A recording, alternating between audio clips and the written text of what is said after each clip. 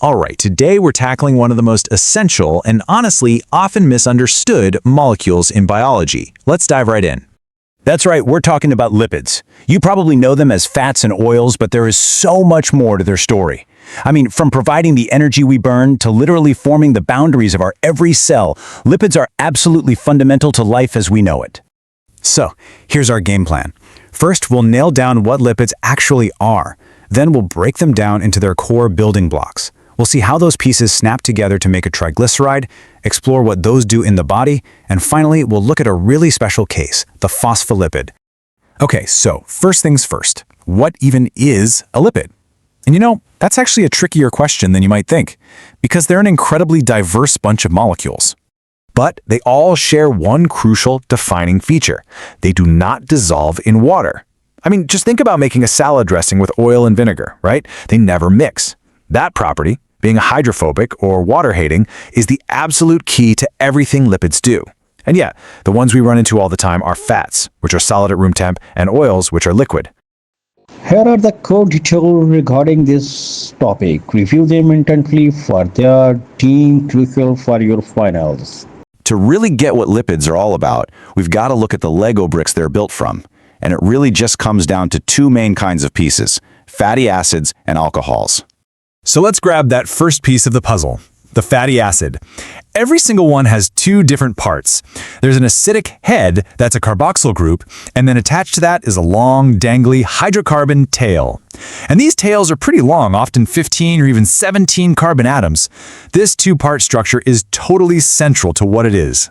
Now check this out, because the difference in their tails is where it gets really interesting. On the left, you see a saturated fatty acid. Its tail is perfectly straight. Why? Because every carbon atom in the chain is holding on to the maximum number of hydrogen atoms it can. It's saturated. But look to the right. That's an unsaturated fatty acid. It has at least one double bond in there, and that double bond creates a really obvious kink or bend in the tail. So that little kink makes all the difference. Think about it. If you have a bunch of straight sticks, the saturated fats, you can pack them together really tightly, right? That's why animal fats are solid at room temperature.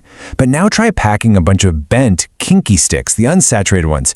They just can't get as close to each other. That's why they're usually liquid oils, like the ones from plants. Our second building block is an alcohol, specifically one called glycerol. Now, what makes glycerol so special is that it has not one, but 3 hydroxyl groups. You can think of these 3 spots as little connection points, just waiting to build our final molecule. These are the key points related to this topic. Focus on them carefully as they are considered essential for your exams. Okay, so we've got our parts, we have our fatty acids, and our glycerol. So let's see how they come together to form one of the most important lipids out there, the triglyceride. The way they assemble is through something called a condensation reaction, and it's a really neat 3-step process. First, the head of a fatty acid reacts with one of those hydroxyl groups on the glycerol. Second, a molecule of water pops out. And third, right where that water left, a super strong covalent bond, called an ester bond, snaps into place, locking the two pieces together. And this diagram just shows the whole thing beautifully. You see the one glycerol molecule on the left with its 3 connection points ready to go. 3 fatty acids come in, and for each one that attaches, a water molecule gets released and a strong ester bond is formed. You do that 3 times, and the result is one single complete triglyceride molecule. So here's our final product. It has one glycerol molecule that acts as the backbone, and attached to it are 3 of those long, nonpolar, hydrophobic fatty acid tails. And it's really these tails that give the triglyceride its famous water-hating personality, making it insoluble and absolutely perfect for all its jobs in the body. So we built a triglyceride, but what does it actually do? Well, this gets us to all the vital functions that these fats and oils have in living things. You know, triglycerides are biological multitaskers. They are fantastic for storing energy. They pack way more energy than carbohydrates do. They provide insulation, like the blubber that keeps whales warm in freezing water. That same fat also helps with buoyancy, because fat is less dense than water. And maybe the most surprising job of all, they can actually be a source of metabolic water. To see what I mean, just look at this incredible little animal, the kangaroo rat. It lives in the desert, and it literally never drinks water. So how does it survive?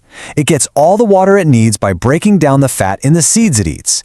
The breakdown of that fat actually produces water as a byproduct. It's an absolutely perfect adaptation for living in a dry place.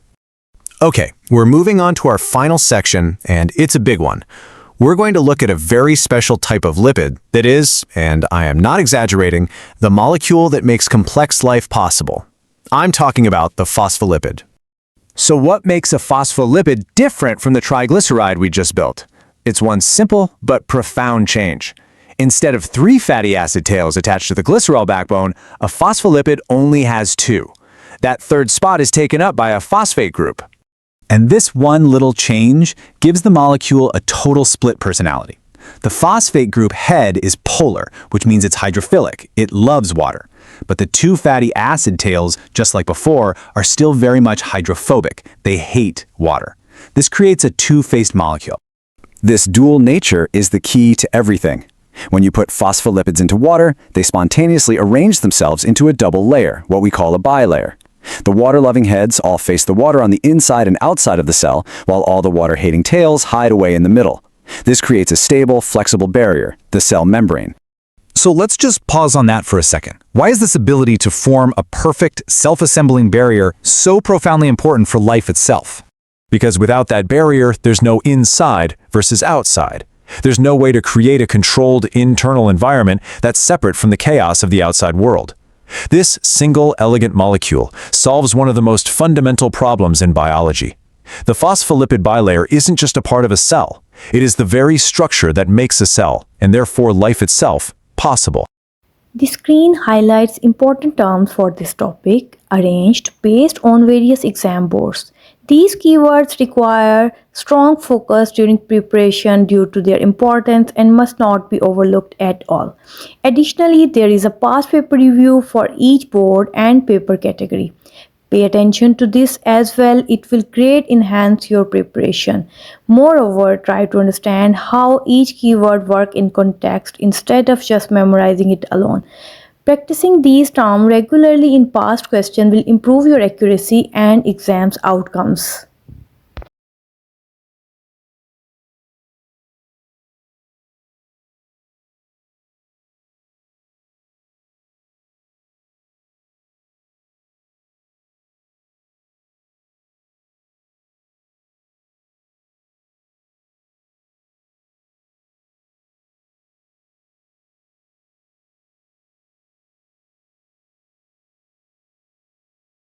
Please subscribe our channel to get more educational videos. Thank you.